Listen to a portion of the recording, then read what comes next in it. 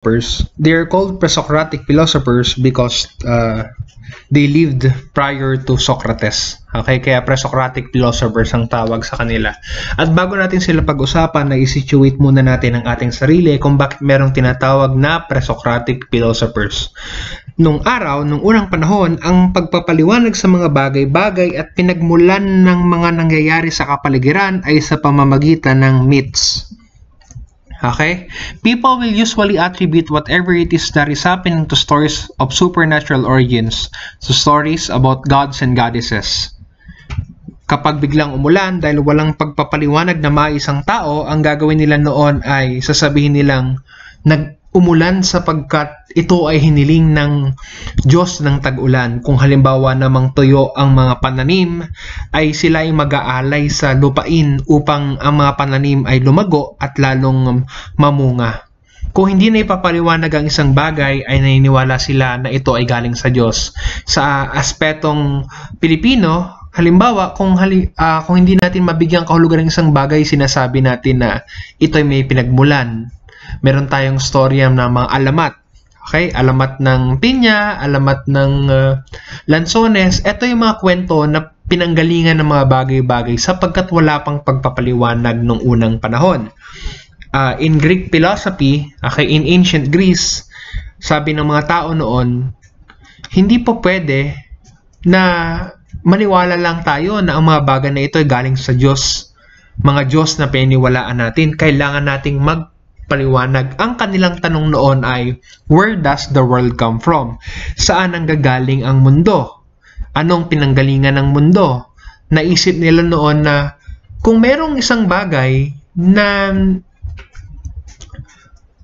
meron tayo ngayon, isang bagay na pinagmulan ng mga bagay na ito, baka merong isang bagay or isang nilalang, isang matatawag natin na pinagmulan ng lahat ng bagay na mga ito na hindi nagbabago. Perhaps there is something that is the cause of everything that is happening to each one of us, the cause of what is happening to our surrounding, that is unchanging.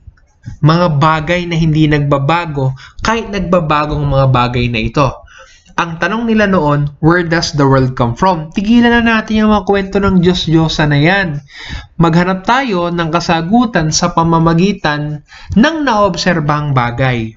Kaya meron tayong tinatawag na pre-Socratic philosophers. Ang pre-Socratic philosophers, tulad ng aking nabanggit, ay nabuhay bago si Socrates. Sa ating discussion ngayon, ilan lamang yung babanggitin ko, ngunit marami ang mga ito. Una, we have Thales. For Thales, the source of everything is water. Ang lahat ng pinanggalingan ng lahat ng bagay ay ang tubig. Maaring ng panahong yon na obserbahan niya na kung walang tubig ay mamamatay ang mga nilalang. Everything about his surrounding is somehow dependent in water. Kung titingnan natin, kung ang katawan ay hindi nakainom ng tubig, tayo nanghihina. Maaaring naobserbahan niya noon na ang ulan ay nanggagaling sa kalangitan. At kung nanggagaling sa kalangitan, dumidilig sa halaman, ng mga halaman ay namumunga. Maaaring naobserbahan niya rin na kung walang tubig ay walang buhay. Kaya nasabi niya na water is the source of everything. Ngunit hindi naman ito kapanipaniwala sa panahon ngayon. Pero ang importansya ng kanyang paniniwala sa panahon ngayon ay things are now based on observation. Kung mapapansin natin, obserbahan niya ang pinanggalingan ng lahat ng bagay ay tubig. Hindi tubig ang pinanggalingan, ngunit maaari nating sabihin na ang lahat ng bagay ay nakadepende sa tubig. At ito ang paniniwala ni Thales nung panahong iyon. Water is the source of everything because without water, we cannot live. Kumbaga, nagsimula nang maniwala ang mga tao sa obserbasyon, hindi lamang sa storya sa tungkol sa Panginoon na piniwalaan nila, hindi lamang sa storya na may kinalaman sa Diyos at anumang bagay na pinaniniwalaan na nila. Nagsimula na silang mag-observe. This is the beginning of science during those times. Next, Anaximander, sabi niya ganyan, the world is consists of plurality of things. Okay, look at the image, ang daming nandyan. The point is, Anaximander, Anaximander may have observed that the world is made up of different stuff. Iba-ibang bagay. Mixture ng kung ano-ano. Siguro na-obserbahan niya na mayroong isang bagay na komplikado, hindi po pwede na isa lang ang pinanggalingan nito. Kaya nasabi niya ganyan sa sarili niya, ang pinagmulan ng mga bagay sa ating kapaligiran ay hindi lamang isa, kundi maraming bagay na kombinasyon ng kung ano-anong mga bagay na ito. Kung titingnan natin ngayon ay hindi pa rin kapanipaniwala.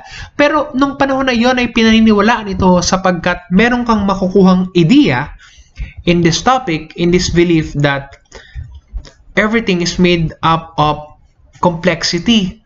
Merong mga bagay na mahirap ipaliwanag, ngunit ang mga bagay-bagay, kung titingnan natin, kung susuriin natin, ay gawa sa kung ano-ano, maraming elemento. Next, Anaximenes. Air is the source of everything. For Anaximenes, ang lahat ng pinagmulan ng bagay ay ang hangin. Okay? Sapagkat maaaring naobserbahan niya ng panahon na yon na kung walang hangin, ay walang panggagalingan ang mga bagay-bagay. Naobserbahan niya siguro noon na kapag ang hangin ay napunta na sa tubig, ito ay pupunta sa ulap at magkakaroon ng evaporation at magkakaroon ng ulan. Kung mapapansin natin, ay base pa rin sa kanyang obserbasyon. Base pa rin sa kanyang mga nakita at naobserbahan ng panahong yon. Susunod ay si Pythagoras. For Pythagoras, everything is made up of number. Huwag nating isipin na ang tao ay 1, ang lapis ay 2, ang puno ay 3. Hindi ganon. Ang ibig niyang sabihin na everything is made up of numbers, proper proportion ng kung ano-ano. Maaaring 1/4 ng tubig, 1/4 ng hangin, or maaaring kalahating lupa or kalahating tubig. Okay? Sabi niya ganyan, everything is made up of numbers. Okay? Kung titingnan natin, nawawala na yung trend na basta naniniwala lamang ang mga tao noon sa sabi-sabi. Nagsimula na silang mag-obserba. At ang kalimitang kanilang ginagamit ay base sa kanilang field of specialty. For Pythagoras, everything is made up of numbers sapagkat si Pythagoras ay isang mathematician. Siya ay nakilala sa tinatawag natin ngayon na Pythagorean theorem. Next, Heraclitus. Sabi niyang ganyan ni Heraclitus, okay? Everything is made up of fire. Hindi po pwede na ang kalaban ng tubig na apoy ay magiging apoy. Sabing ganyan ni Heraclitus, ang lahat ng pinagmulan ng bagay ay ang apoy. Naobserbahan niya siguro noon na kung may sunog ay naaabo ang mga bagay-bagay. At kung maaabo ang mga bagay-bagay ay pupunta sa lupa at magsisimula na namang muli. Kaya nasabi niya na apoy ang pinagmulan ng lahat ng mga bagay. Everything is made up of fire. Si Heraclitus din ay kilala sa kanyang theory sa pagsisimula or pagpapakilala na there is motion. Sinabi niya, you cannot step twice the same river.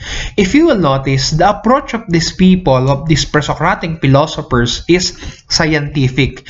They were no longer believing in myths. They were no longer accepting long-held beliefs that the origin of things around them is about gods and goddesses. They tried to observe the things that is happening in their surrounding.